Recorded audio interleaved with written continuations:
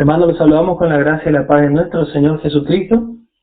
Y otra oportunidad más, hermanos, que tenemos para encontrarnos por la gracia de Dios.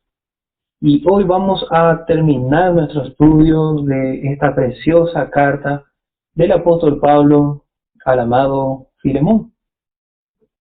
Verdaderamente hemos estado atravesando este camino del regreso a casa, como dijimos, el regreso a casa de Onésimo, yendo a la casa de uno que besa.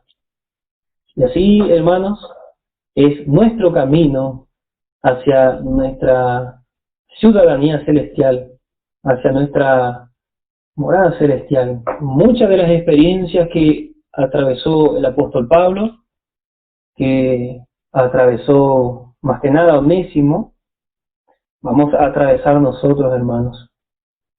Esta carta tan breve y aparentemente tan sencilla nos deja muchas enseñanzas, hermanos. Y eso es lo que el Espíritu Santo quiere hacer en nosotros, enseñarnos. Porque el Señor Jesucristo dijo que el Espíritu Santo cuando vendría a la tierra, que ya se cumplió, hermanos, os enseñará toda verdad, dice. Por eso, hermanos, es que hasta hoy en día el Espíritu Santo quiere enseñarnos toda la verdad. Y esta verdad cada día es más profunda, es cada vez más, podemos decir, ilumina cada vez más, hermanos, esta verdad tan potente. Y bueno, hoy vamos a terminar, hermanos, con la enseñanza simbólica de esta carta. Porque si bien hemos estado aprendiendo todo lo que habla nuestra vida práctica, como muchos lo han caratulado también la ética cristiana, parte de la ética cristiana de esta carta, pero también encontramos una enseñanza simbólica. Encontramos tres personajes principales en esta carta.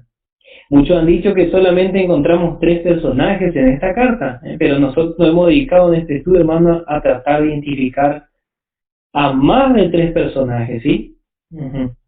Pero hay tres personajes principales. Encontramos a Filemón, encontramos al apóstol Pablo y encontramos a Onésimo, que son los tres personajes principales. Y después encontramos a Apia, Arquipo y toda la iglesia que está en la casa de Filemón. Y también encontramos en los versos 23 y versos 24 a 5 hermanos que estaban trabajando juntamente con el apóstol Pablo. Estaban trabajando en la obra del mensaje de la gracia. Bueno, hermanos, el primero que vamos a caracterizar, o el primero que vamos a nombrar es a Onésimo. Vamos a mirar a Onésimo. ¿Por qué? Porque la mirada de Dios en toda la Escritura, encontramos dos miradas en toda la Escritura, hermanos. Dios presenta a Cristo como lo más importante en su corazón, pero también muestra al hombre todo lo que quiere hacer con él por medio de Cristo Jesús. Prácticamente toda la Escritura nos habla de Cristo y de lo que Dios quiere hacer con el hombre. Y en esta epístola encontramos a un hombre que antes era inútil y que ahora viene a ser provechoso. Gracias a Dios. Bueno, encontramos a Onésimo el provechoso, que vino a quedar en la cárcel donde se encontraba Pablo. Pablo es uno que no cometió ningún mal, pero pese a ello estaba siendo castigado y estaba cumpliendo una prisión como si fuera un malhechor, como si fuera un delincuente o un criminal. Y podemos ver en el apóstol Pablo una figura del Señor Jesucristo en la cruz. Vamos a mirar el Evangelio de Lucas, capítulo 23, verso 41. Y vamos a ver cómo el Señor Jesús fue tratado de igual manera. No es que Jesús fue tratado porque Pablo fue así, sino que esto es todo lo inverso. Siempre nuestro punto de partida es Cristo. Siempre todo nace de Cristo, porque la Escritura nos dice que por Él, para Él y en Él fueron hechas todas las cosas. Verso 41 del capítulo 23 del Evangelio de Lucas. Dice, y nosotros, a la verdad, justamente padecemos, porque recibimos lo que merecieron nuestros hechos. Mas ningún mal hizo. Y esto comentaban del Señor Jesucristo. Ningún mal hizo. Pero de igual manera estaba pagando, estaba ocupando un lugar como si fuera un criminal. Él fue el sustituto de toda la humanidad. Por eso es que los sufrimientos de Pablo nos vienen a enseñar cuáles fueron los sufrimientos de Cristo. Por eso Pablo dice, yo vengo a completar los sufrimientos de Cristo por su cuerpo. Ciertamente Él padeció en la carne, padeció sufrimiento, pero también la iglesia que no vio con sus ojos naturales a Jesús, necesitaba comprender lo que fue el sufrimiento de Jesucristo. Por eso miraban a Pablo, un hombre que no había cometido ningún mal, pero estaba padeciendo como un criminal. Y Pablo dice, yo imité a Cristo. Entonces podían ver el carácter de Cristo Jesús. ¿Cómo fue la vida del Señor Jesús? La vida de Cristo se estaba revelando a la iglesia y hasta hoy en día se nos revela porque Dios estaba utilizando a este hombre.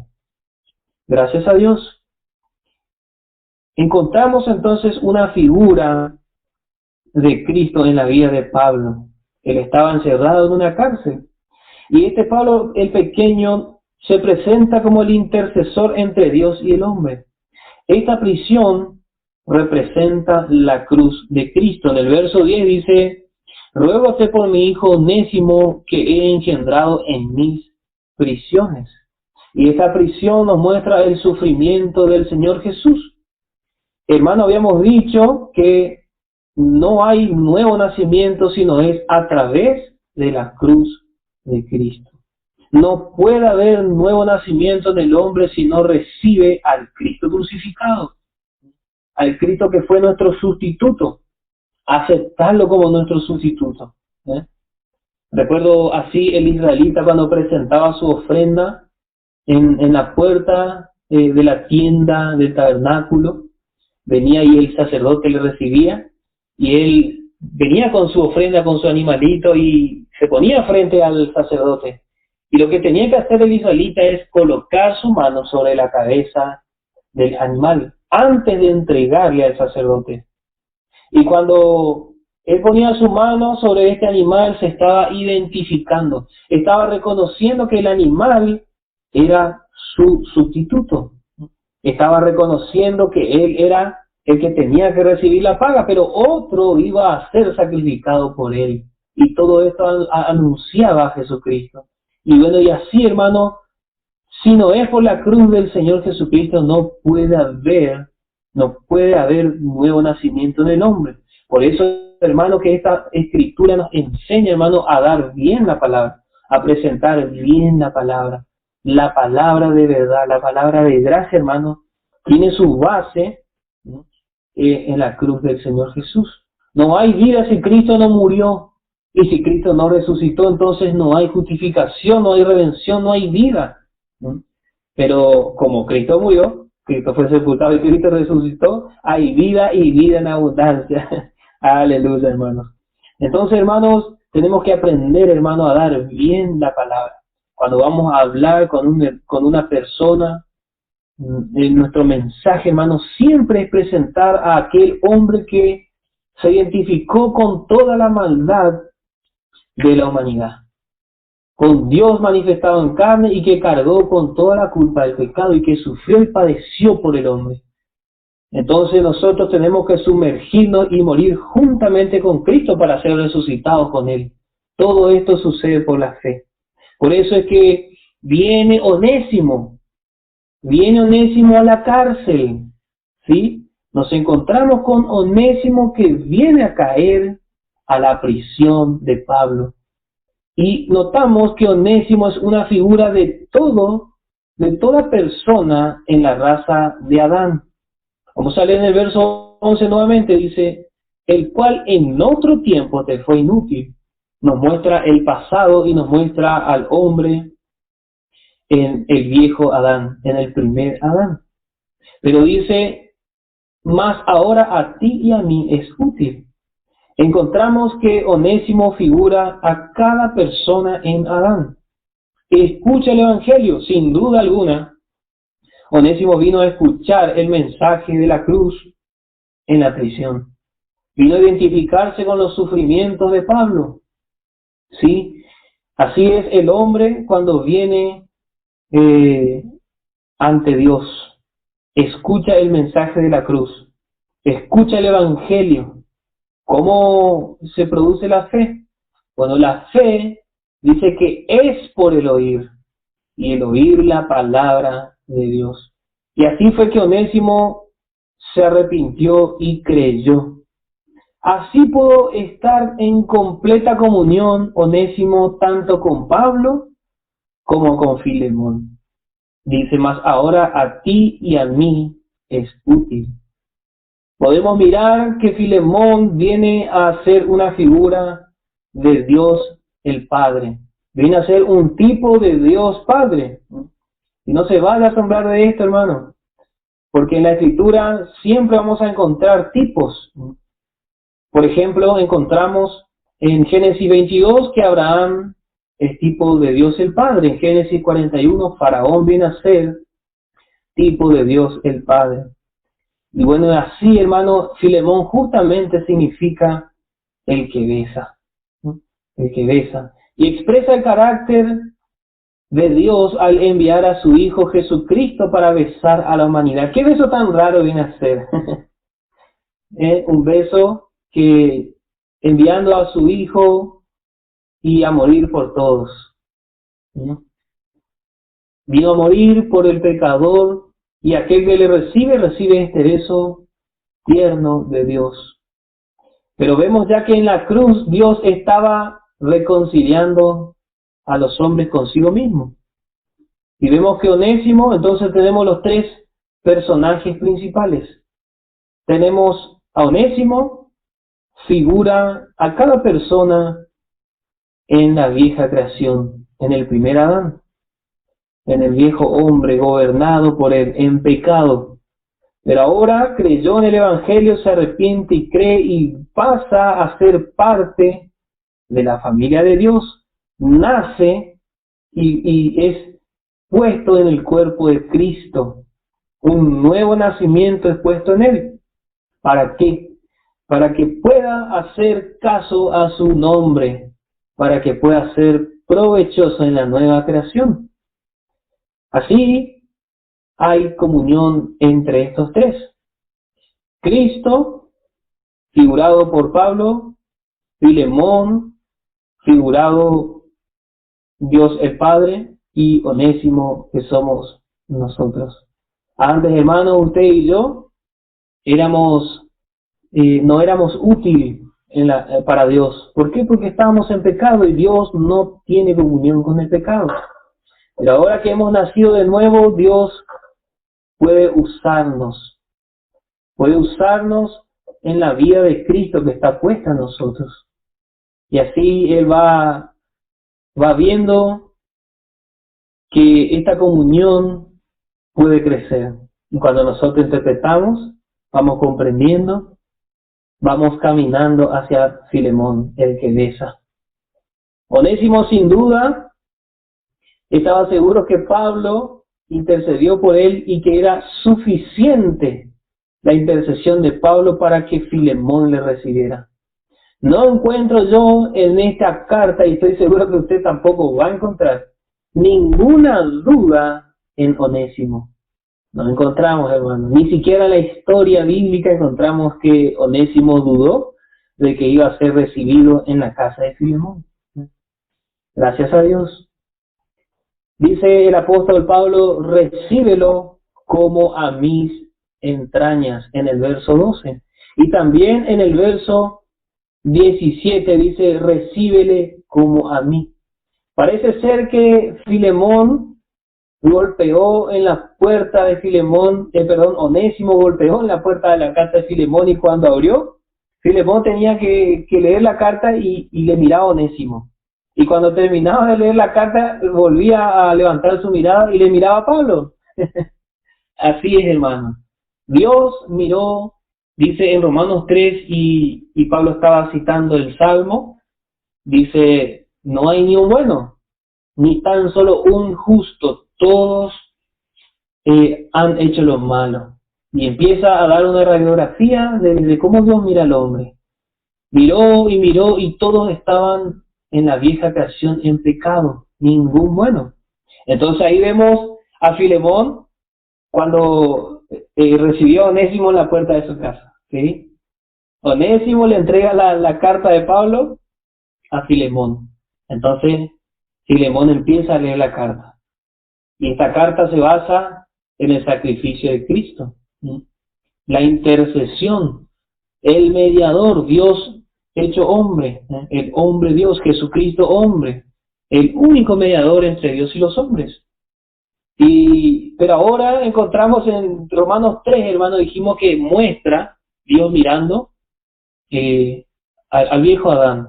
Pero vemos que paso a paso en la intercesión de pasar de Romanos 3 a Romanos 4, Dios empieza a mirar al hombre justificado por la fe, hasta llegar a Romanos 5, verso 1, y que entona aparece un himno glorioso que dice, justificado por la fe, tenemos paz para con Dios, por medio de nuestro Señor Jesucristo.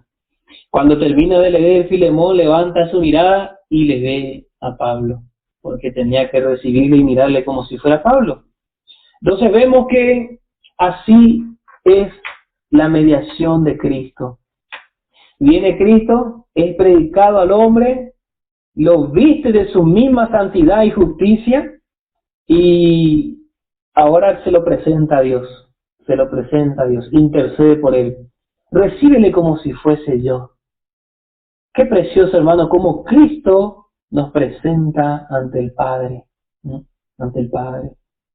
Así, hermanos, esto no es nada raro cuando estudiamos. Si usted ve en la historia bíblica, los reyes siempre tenían un consejero que obraba de mediador, y era aquel que hacía pasar a las personas para que entrevistarse con el rey. Pero el consejero siempre tenía su gente, podemos decir, y ahí intercedía. Encontramos, por ejemplo, la intercesión de Nehemías por el pueblo. Viene al oído del rey y le dice, ¿qué te pasa? ¿Por qué estás sufriendo, Nehemías? De ver tu rostro que estás sufriendo. Y bueno, ahí él intercede por el pueblo. ¿Se pudo negar el rey? No se pudo negar. Tuvo que recibir la petición de Nehemías. ¿Qué le servía a Nehemías al rey? ¿Se acuerda, hermano, el oficio de Nehemías? Él era el copero. Le servía el vino al rey. Pero ¿quién tomó primero el vino? Tomó Nehemías. Porque él era el copero siempre tomaba primero el vino. Y antes de pasarle al rey, Nehemías tenía que probar este vino. Y la Escritura nos muestra que el vino nos habla de la ira, el furor de Dios. Y Nehemías recibió todo ese furor y ira de Dios. Pero cuando se la dio al rey, ya era algo rico, era algo dulce. Se la presentaba al rey. Y así fue el Señor Jesucristo intercediendo, hermano. ¡Qué precioso! Él vino a recibir toda la ira, todo el sufrimiento. Él vino a pagar toda deuda. En realidad podemos hablar de muchos intercesores en la Escritura, hermano. Pero simplemente vamos a nombrar a Nehemías. Tenemos ejemplos de Moisés, tenemos ejemplos de José, tenemos ejemplos de muchos intercesores, hermano, más en el pueblo de Israel. Y así, hermano, Cristo vino a interceder, pero vino a participar de la condición del hombre. No es que se paró de los cielos y allí intercedió, no. Fue tanta la humillación de Cristo que vino a ser participante, vino a identificarse con Onésimo, con los Onésimos, los que eran inútiles. Pero Él vino a mostrar que solamente Él podía ser útil y transformarnos en útiles para Dios. Vamos a leer la carta a los Hebreos, capítulo 2, verso 1.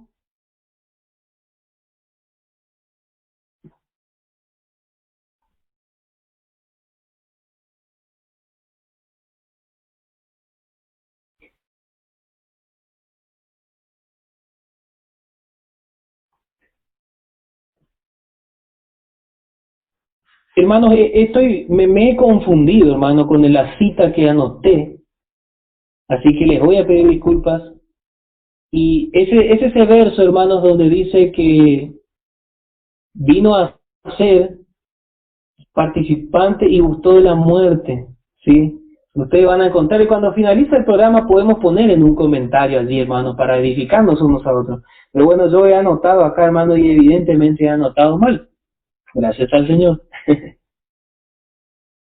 Pero así fue Cristo, hermano, que vino a identificarse con el hombre. Vino a identificarse con el hombre. Y padeció Jesucristo, hermano. Padeció hasta lo sumo, y murió. Dice Filipenses 2 que sufrió hasta, fue obediente hasta la muerte y muerte de cruz. Vamos a mirar, hermano, en el capítulo 2 de Hebreos. Ahí el hermano nos está ayudando. Acá el hermano nos está ayudando. Hebreos 2, verso 14 y verso 15. Gracias al Señor. Dice, así que por cuanto los hijos participaron de carne y sangre, Él también participó de lo mismo, para destruir por la muerte al que tenía el imperio de la muerte, es a saber, al diablo. Así, hermanos, encontramos la obra de Cristo. Dice en el verso 15, y librar a los que por el temor de la muerte estaban por toda la vida sujetos a servidumbre. Qué hermoso, hermanos. El verso 17, por lo cual debía ser en todo semejante a los hermanos, para venir a ser misericordioso y fiel pontífice en lo que es para con Dios, para expiar los pecados del pueblo. Porque en cuanto Él mismo padeció siendo tentado, es poderoso para socorrer a los que son tentados. Qué preciosa obra de Cristo en la cruz. Dios manifestado en carne vino a padecer lo que padecía el hombre. Pero, hermanos, Él fue sin mancha, sin pecado. Y así figura a Pablo en esta carta. Pablo no cometió ningún delito, pero él estaba preso. Y así fue Cristo. No tuvo ningún pecado, pero se hizo pecado a causa nuestra, hermano. ¡Qué obra de gracia y misericordia tan grande! Leemos nuevamente, hermanos, el verso 17. Para venir a ser misericordioso y fiel pontífice, que significa sumo sacerdote. Sumo sacerdote, y esto es lo que encontramos en Pablo acá, en esta carta a Filemón, obrando como el sumo sacerdote intercediendo a la diestra de Dios.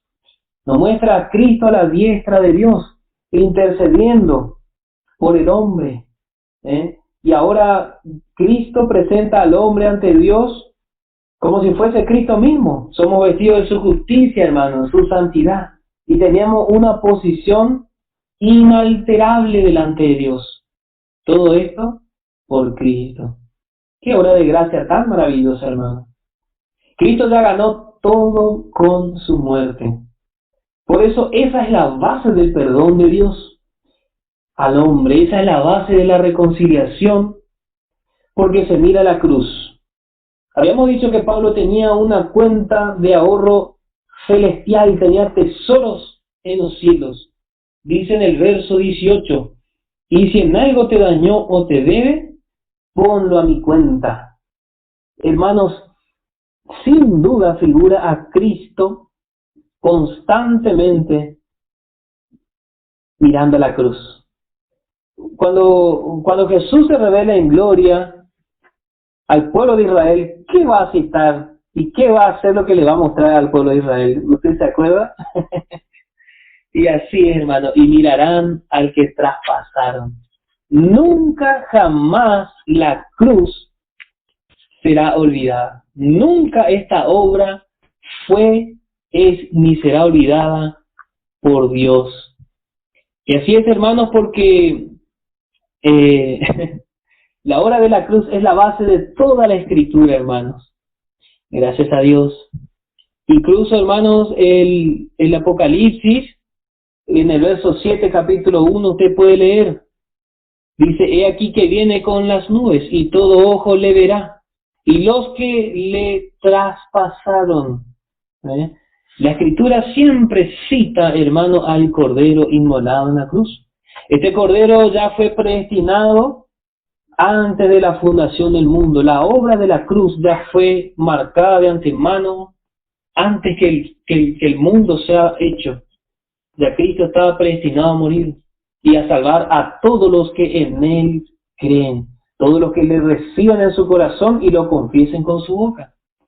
Gracias a Dios, hermanos. Y bueno, Jesús, siempre que un hombre viene y cree en Él, y le mira al Padre y le dice, ponlo a mi cuenta. Así, hermano, mira la cruz y es como que Jesús intercede ante el Padre con la base en la cruz. Esa es la cuenta de ahorro de Cristo, la obra de la cruz, la obra de la cruz. Gracias a Dios, hermanos, nada puede hacer el hombre para pagar el daño que cometió con Dios. Todos pecaron, dice la Escritura, Romanos 3, verso 23. Todos pecaron y han sido destituidos de la gloria de Dios. Dice en el verso 18, dice, ¿en algo te dañó? Sí, el hombre pecó. O te debe, ponlo a mi cuenta. Vemos a Jesucristo pagando la deuda del hombre. El pecado, la ofensa a Dios, Jesucristo vino a pagar por la obra de la cruz del Calvario. Qué hermosa obra, hermano, que toda nuestra cuenta y todo lo que estamos en deuda con Dios vino a ser pagado por el Señor Jesús. Recíbele como a mí mismo. Entonces somos presentados delante de Dios con la justicia y la santidad de Cristo. Y ahora Dios ve al creyente vestido de la justicia de Cristo, vestido de la santidad del Señor Jesús. Y Pablo ruega, hermanos, por gracia. Pablo ruega por gracia a Onésimo. Y así es Cristo, hermano. Cristo ruega que la gracia sea desplegada al hombre. Sí, porque Él es la gracia en persona. Y entonces, la voz de Dios resuena hasta hoy en día mirando a Jesucristo. Dice, este es mi Hijo amado en quien tengo mi complacencia, en quien mi corazón y todo mi ánimo se complace. Se llena de gozo el corazón de Dios en Cristo. Por eso es que Cristo se cita a sí mismo. Si yo soy tu gozo, como Pablo dice, si recrea mis entrañas, le dice Pablo a Filemón. Y vemos a Cristo hablando al Padre y le dice, si yo soy tu gozo, gózate en recibirle a este nuevo hombre. Y yo también me gozo así. Entonces hay un gozo compartido entre Filemón, Pablo y Onésimo, y hay comunión. Y así, hermanos, tenemos comunión con Dios en Cristo Jesús. Qué hermoso, hermanos, la obra de Dios para el hombre. Pero no solamente nos presenta para que seamos aceptos, sino también, hermanos, para que seamos transformados y seamos útiles. Automáticamente somos puestos como participantes de la maravillosa obra de Dios dentro del cuerpo de Cristo. Porque fíjense que le pide que le reciba a Onésimo y automáticamente le muestra la utilidad de Onésimo. Le dice, mas ahora a ti y a mí es útil. Verso 12, el cual te vuelvo a enviar, tú pues recíbele como a mis entrañas. Verso 13, yo quisiera detenerle conmigo para que en lugar de ti me sirviese en las prisiones del Evangelio. Y vemos cómo Pablo va resaltando la utilidad que tiene Onésimo ahora en la nueva creación. Y así, hermano, usted y yo tenemos una utilidad dentro del cuerpo de Cristo. Si usted se siente inútil, esa es mentira de Satanás, hermano. Satanás quiere que usted crea que es inútil. Y bueno, hermano, siempre nuestra utilidad se conforma a nuestra fe. Conforma a nuestra fe. Si usted cree que es útil al Señor, que puede ser útil al Señor, vaya y sumérjase en las Escrituras para que la palabra lo use. Para que la palabra lo use, hermano. Gracias a Dios. Y es así, hermanos, que encontramos esta enseñanza simbólica. Pero encontramos una compañía que aparentemente está oculta en esta historia, en esta carta. Encontramos una compañía, hermanos, que mencionamos en el estudio pasado, que muy poco se suele mencionar, que son los compañeros de Pablo. Muy poco se suele tener en cuenta esto, hermano. Pero también vamos a insertarlos en la enseñanza simbólica. Vamos a mirar el simbolismo de esta compañía tan trabajadora en la obra del Señor. Dice en el verso 3, vamos a volver a mencionar a este equipo de la victoria. Tenemos a Epafras, que habíamos dicho que significa cubierto con espuma. Tenemos a Marcos, que significa una defensa.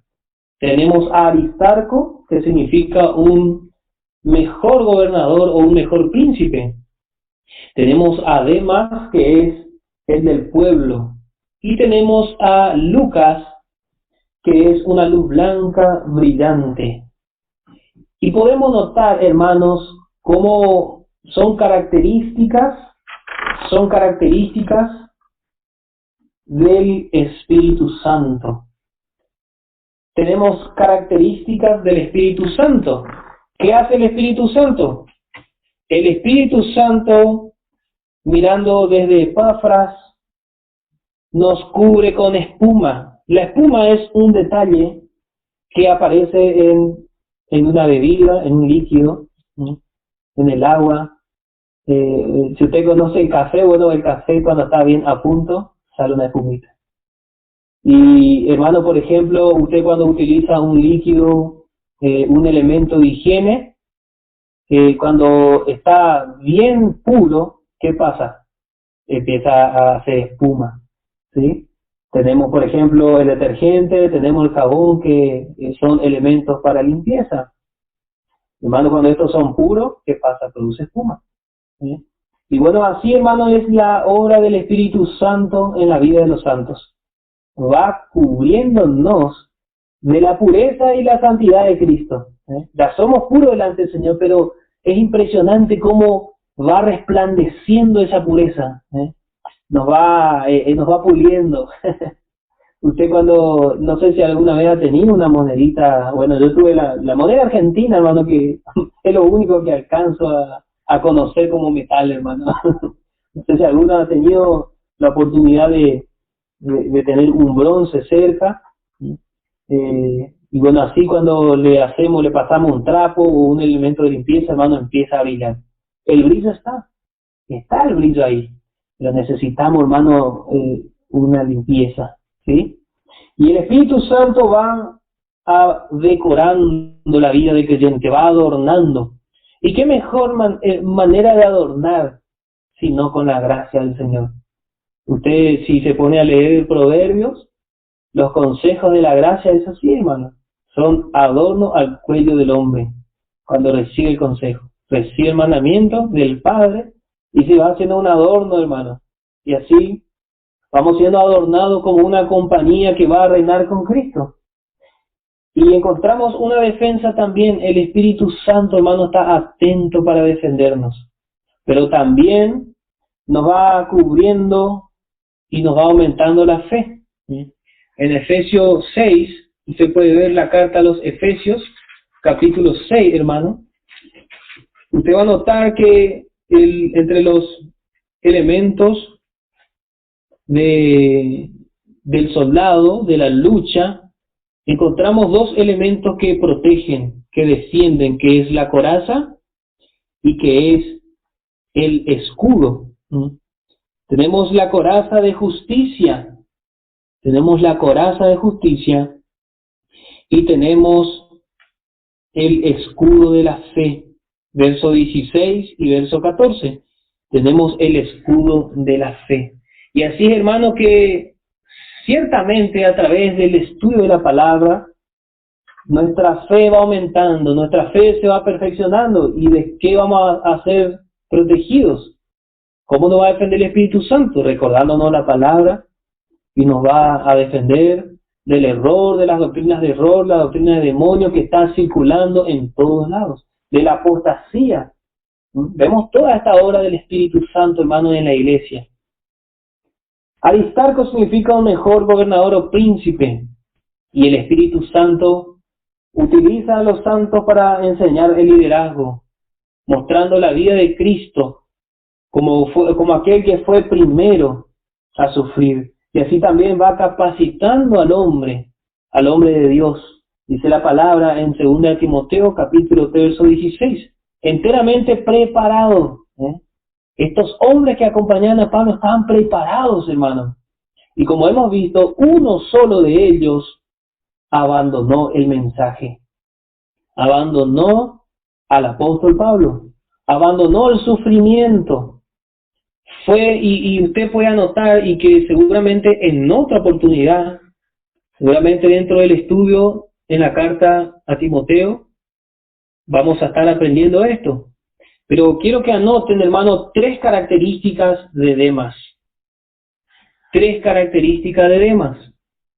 En el verso 10, capítulo 4 de la segunda carta a Timoteo. Demas me ha desamparado. Esa es la primera característica de este hombre que estaba dentro del equipo de la victoria, ¿sí? Demas me ha desamparado. Nuestro primer punto, Demas desamparó el mensaje. Dice, amando este siglo. Bueno, el amor por la corriente del mundo, el amor al mundo. Y se ha ido a Tesalónica. No dice la Escritura que fue a la congregación de los tesalonicenses, sino que se fue a Tesalónica. Por eso es que no vamos a citar el significado de tesalonicenses, porque él no fue al lugar de la victoria sobre la ley. Él no fue allí, él fue a la ciudad de Tesalónica. Y era un lugar donde era una ruta de comercio, era todo comercio, todo dinero. Entonces, él desamparó el mensaje, abandonó el mensaje, amó este mundo y se fue tras el amor al dinero. Por eso Pablo dice, raíz de todos los males es amor al dinero.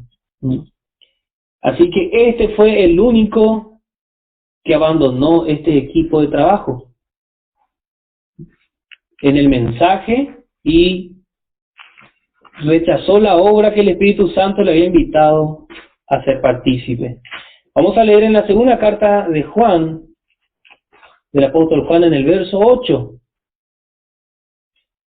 Segunda carta del apóstol Juan, en el verso 8.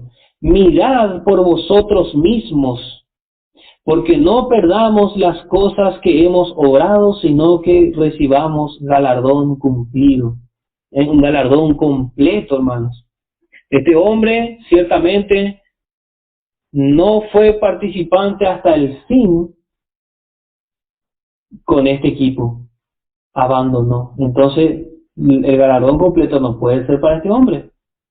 ¿Sí? No puede ser para hombres así el galardón completo. Bueno, la carta a Filemón fue escrita, dijimos, entre el año 57 y en el año 62, más o menos, aproximadamente hemos dicho. Y la carta de Pablo a Timoteo viene después, años después. Por eso es que encontramos a Demas fuera de este equipo, porque han pasado los años y él abandonó.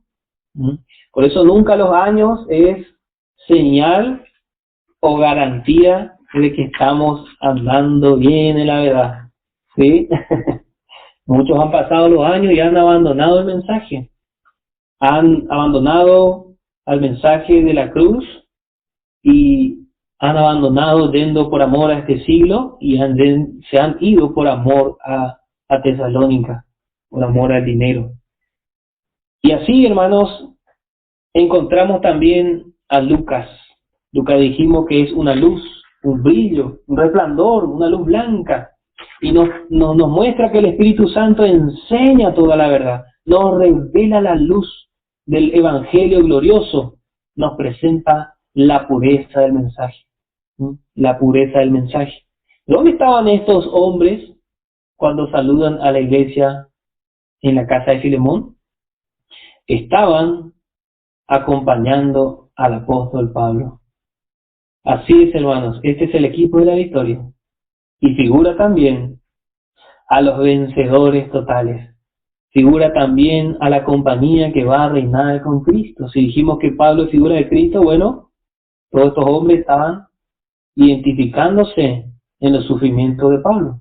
Y si nos identificamos los sufrimientos con Cristo, vamos a reinar. Recuerde las palabras de Pablo a Timoteo. Si sufrimos, con Él reinaremos.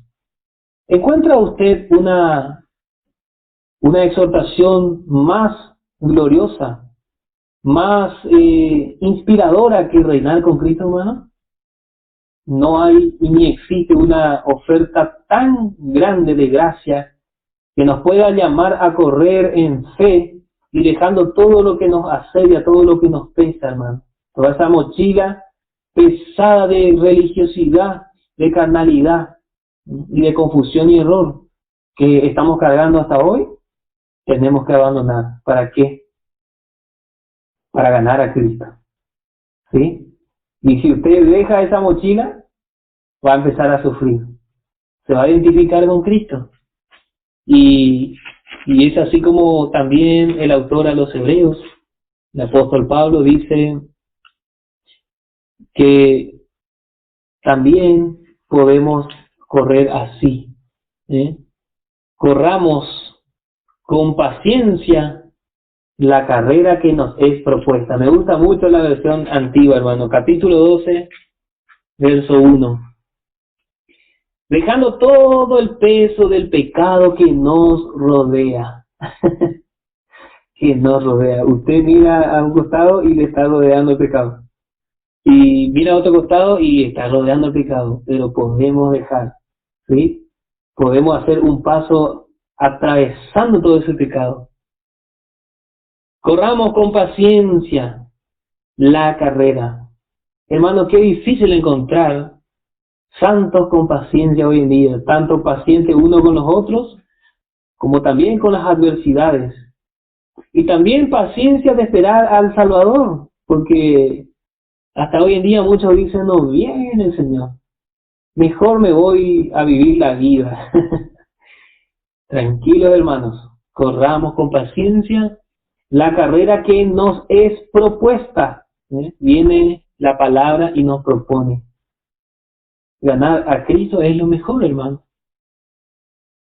La carrera que nos es propuesta, hermano. Usted y yo tenemos una propuesta que Dios nos hizo.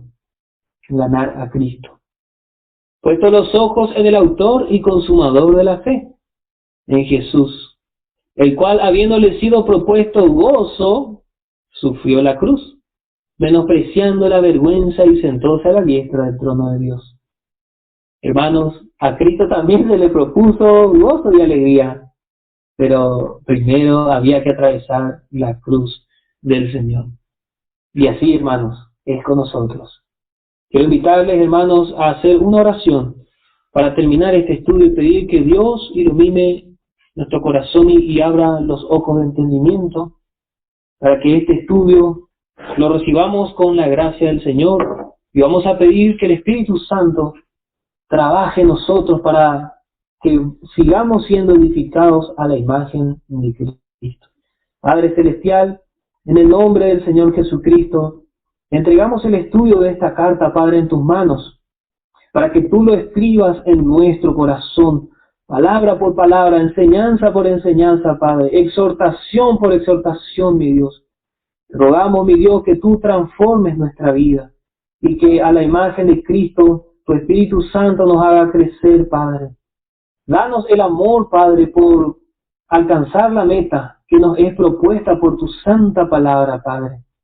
Te pedimos que nos enseñes a levantar la mirada hacia los cielos y mirar esa esperanza tan bienaventurada, tan gloriosa que es Cristo, el Rey, viniendo a buscarnos, viniendo a buscar a su esposa.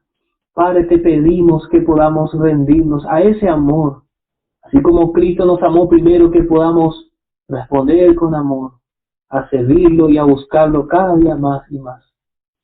En el nombre de nuestro Señor Jesús. Amén. Que el Señor le bendiga ricamente, hermanos, y de esta manera damos por terminado el estudio de la carta a Filemón. También vamos a terminar el programa así, hermanos, escuchando una alabanza, agradeciendo al Señor, hermanos, porque esa es la voluntad de Dios, ¿no? Estar siempre gozosos y agradecidos. Que el Señor le bendiga ricamente, hermanos.